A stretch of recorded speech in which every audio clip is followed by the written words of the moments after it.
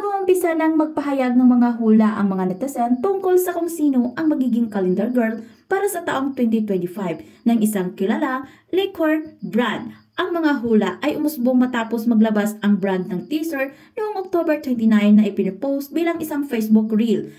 Ang caption ng teaser ay naglalaman ng salitang "Radiant and Captivating" na nagbigay inspirasyon sa mga taga-subaybay na mag-isip tungkol sa posibleng modelo. Sa comment section ng post, maraming netizens ang nagsimulang maghula at ang ilan sa kanila ay nagtuturo kay Kim Chiu, ang award-winning kapamilya star at host bilang pangunahing kandidato. Isinangguni ng mga tao ang kanyang tiyan o baba bilang isang batayan para sa kanilang mga hula.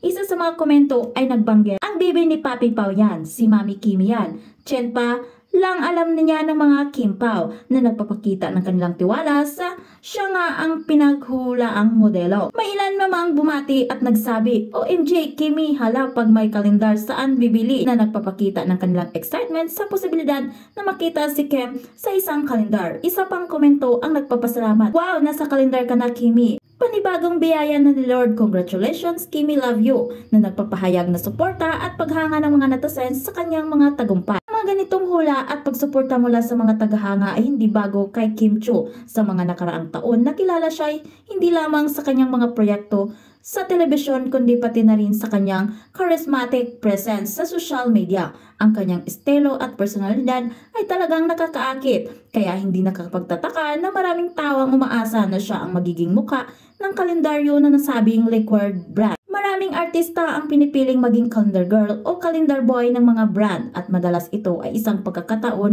upang maipakita ang kanilang image sa mas malawak na audience. Para kay Kim na may matibay na pundasyon sa industriya ng entertainment, ang ganitong proyekto ay isang magandang oportunidad upang ipagpatuloy ang kanyang pagsikat.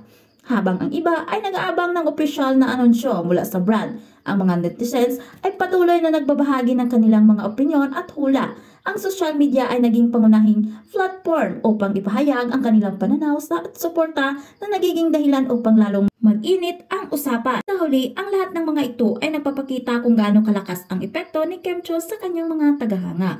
Ang kanyang pagiging positibo at kakainganyong personalidad ay patuloy na umaakit sa mga tao, kaya tiyak na magiging masaya sila kung siya ang mga makikita sa kalendar ng brand na ito. Ang mga paligsahan at hula na ito ay nagpapakita lamang ng pagmamahal at suporta ng kanyang mga taga-suporta sa kanyang mga proyekto.